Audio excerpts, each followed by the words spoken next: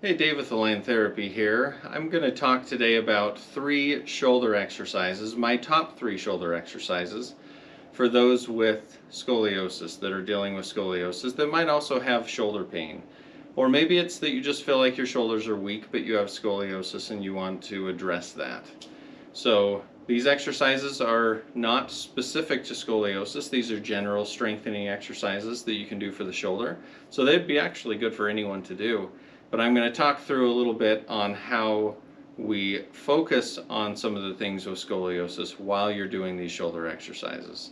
So don't forget to subscribe to the channel. I've also made one on hip strengthening for those with scoliosis. And we'll get into more with core strengthening and other things as well. To address the imbalances and the asymmetries that we see in scoliosis, we have to focus on a few different things. So I appreciate you watching, and hopefully this is helpful for you. So one other thing, if you have a significant scoliosis curve or you have significant shoulder pain, or you haven't been assessed by someone who knows what they're doing with scoliosis, or we don't want to make anything worse. We don't want to make shoulder pain worse. So if you're feeling pain and you haven't been assessed by somebody, then I would recommend that. So if there's any pain with these exercises, stop. We don't want to do these with pain. So the first exercise is what we call external rotation. So external rotation works the rotator cuff, which are the muscles on the back side of the shoulder, and the rotator cuff's job is to stabilize the shoulder as we go through movement. It basically centers the ball in the socket and keeps it there while we move the shoulder. That's why it's such an important group of muscles. So the first way I start with external rotation is I'll have someone stand with their arms at their sides, palms up, holding a band like this, and they'll pull out to their sides and squeeze their shoulder blades together. So a couple of mistakes I see people make is shrugging up with their shoulders. We don't want to shrug up with the shoulders, we want to just pull out and squeeze the shoulder blades together.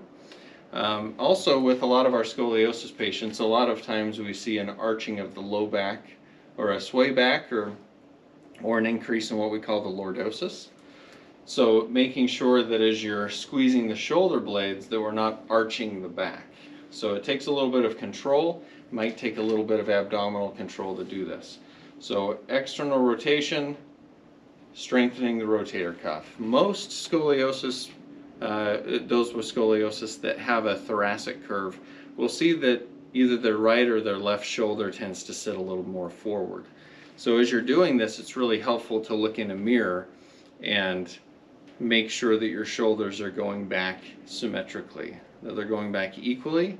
And you can also focus on that pelvic imbalance or the pelvis shift that tends to happen with scoliosis as well. So a mirror is really helpful to give you feedback on whether or not you're keeping good alignment. So that's our first exercise, external rotation. You can do this one side at a time by tying the band to something, and that's totally fine to do that, but I do like doing it on both sides because it helps us to open up our posture. So we get the chest opening and we can watch both shoulders going back symmetrically. So that's exercise number 1, external rotation. Exercise number 2, I do like rowing with scoliosis. Rowing with pulling the shoulder blades back. We want to be careful though, because a lot of times one of the shoulder blades is back too far anyway because of the scoliosis. The ribs push the shoulder blade back. So we have to be careful not to overemphasize that. So a row is like this. So we put the band around and we're pulling back to the sides and squeezing the shoulder blades together. So I'll turn a little bit to the side. So we're pulling back, squeezing the shoulder blades. Just like the previous exercise though, we're not shrugging the shoulders up, we're not arching the back, we're just pulling back, squeezing the shoulder blades and letting that go forward. So try and make sure you're not slamming the shoulder blades back too far, we're just trying to bring them together. Remember with that, most of the time it's the right shoulder blade that's sitting back further because of scoliosis.